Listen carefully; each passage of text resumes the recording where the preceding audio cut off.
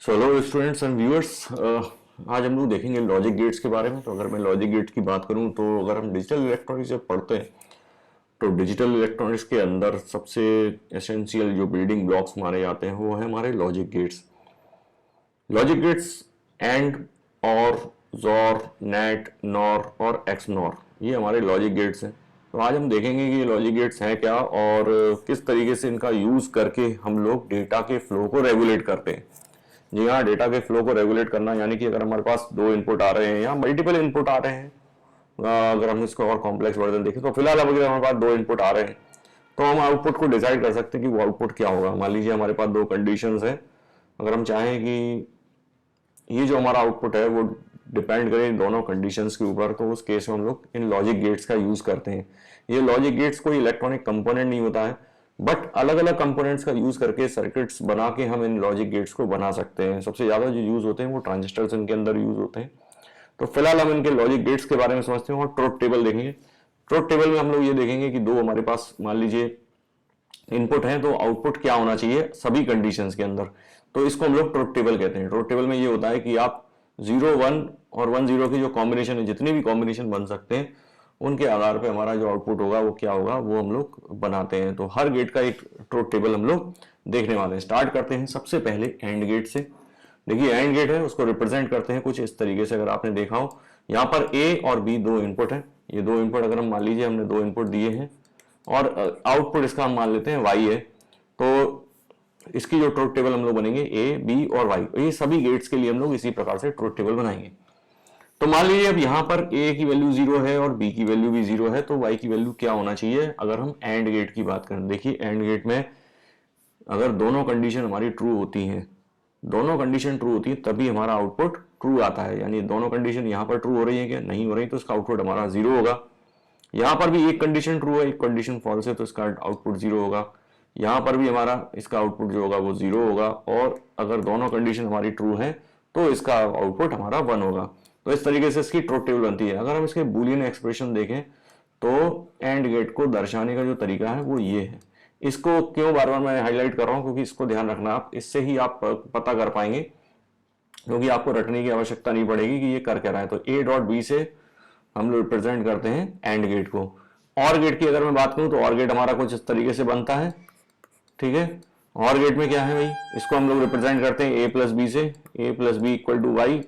तो A plus B से हम लोग उसको रिप्रेजेंट कर रहे हैं। अब हम अगर हम देखें इसका आउटपुट क्या आना चाहिए और गेट का, जो और गेट का हमारा आउटपुट आएगा, और गेट में हमारा ये होगा कि अगर दोनों में से एक कंडीशन भी हमारी ट्रू होती है तो कंडीशन हमारा, तो आउटपुट हमारा ट्रू होना चाहिए। तो यहाँ पर देखिए दोनों कंडीशन फॉल्स है तो आउटपुट 0 होगा।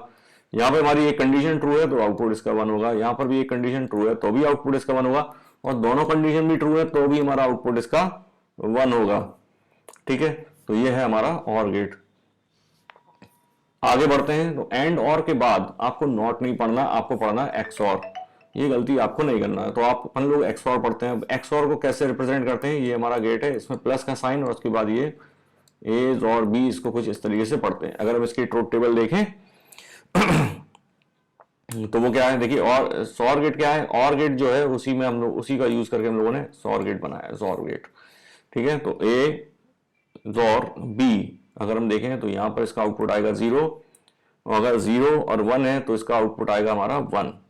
1 0 के केस में भी इसका आउटपुट आएगा हमारा 1। लेकिन अगर हमारे दोनों इनपुट जो है वो अगर 1 हो जाते हैं तो इसका आउटपुट आएगा 0। ये और गेट में और इसमें ये अंतर, देखिए यहाँ पर क्या हो रहा था, 0 1 1 0 1, यहाँ पर दोनों कंडीशन अगर ट्रू हो रही थी तो भी हमारा आउटपुट 1 आ रहा था। बस यहाँ पर क्या है, दोनों कंडीशन ट्रू हो रही है तो आउटपुट हमारा 0 हो जाएगा। अगर हम दोनों चीजें चालू कर देंगे तो ये ऑफ हो जाएगा, ठीक है। अगला जो है वो है हमारा नॉट। नॉट को हम दर्शाते हैं कुछ इस तरीके से। ये जो डॉट लगा हुआ है ये एक ही टाइप का इनपुट लेता है ए और आउटपुट देता है वाई। तो अगर हमारा इनपुट हमारा ट्रू होगा तो ये फॉल्स हो जाएगा, और अगर ऐसे बात करें तो ये 1 होगा तो ये 0 होगा, ये 0 होगा तो ये 1 होगा। इसको हम लोग इन्वर्टर भी कहते हैं। ध्यान रखना आपको, जैसे घर में इन्वर्टर होता है ना, आपके इन्वर्टर क्या करता है, अगर लाइट चली जाती है तो इन्वर्टर चालू हो जाता है, और लाइट आती है तो इन्वर्टर बंद हो जाता है, इसलिए इसको इन्वर्टर गेट कहते हैं। इन्वर्टर का मतलब क्या है, अगर ये 0 है तो ये 1 हो जाएगा, ये 1 है तो ये 0 हो जाएगा, ठीक है। अगला पढ़ते हैं हम लोग नैंड गेट। नैंड में क्या हो रहा है, आप देखिए एंड गेट, अगर मैं एंड गेट को देखूं तो कुछ एंड गेट इस तरीके से बना था जिसमें दोनों कंडीशन ट्रू हो रही थी तभी केस आगे बढ़ रहा था, ठीक है। लेकिन अगर इस एंड गेट के अंदर मैं नॉट लगा दूं, यानी कि यहां पर ये लगा दूं, तो ये बन गया हमारा नैंड गेट, ठीक है। इसको रिप्रेजेंट कैसे करेंगे भाई, एंड गेट को कैसे कर रहे थे, A dot B dot equal to Y से, तो अब नैंड गेट को कैसे रिप्रेजेंट करेंगे, ए डॉट बी के ऊपर वार लगा देंगे हम लोग।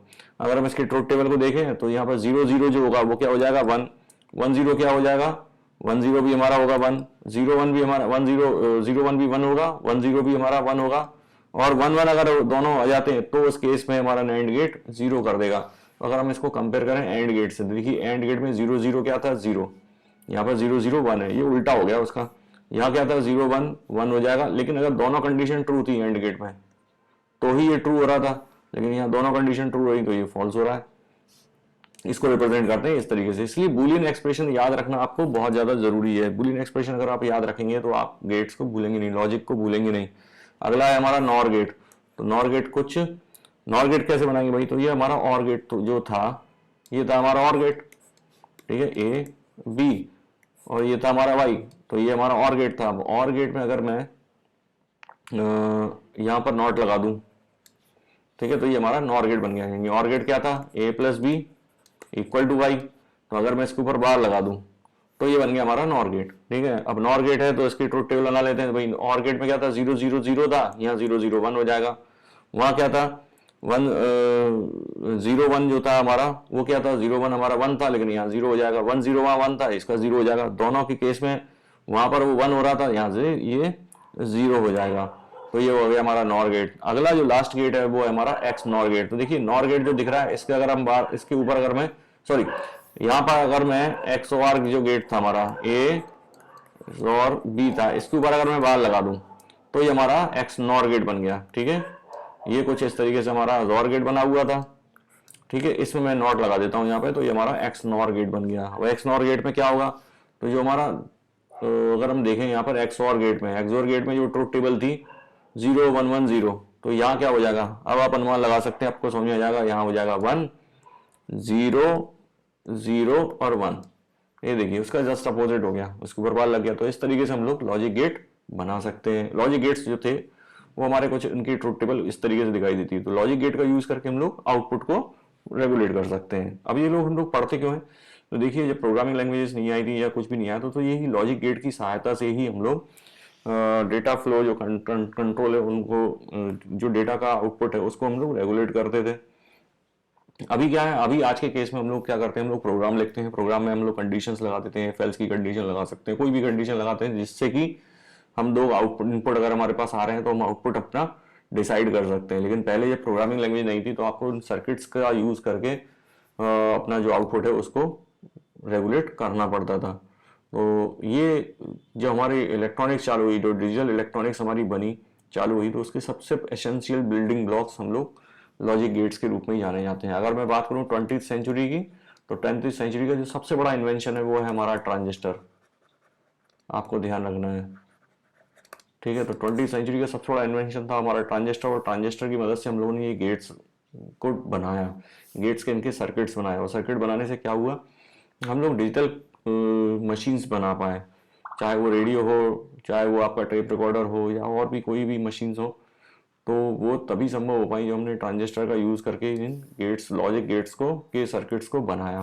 तो आशा करता हूँ ये वीडियो आपको अच्छा लगा होगा और ये इससे संबंधित जानकारी थी वो आपको समझ में आई होगी।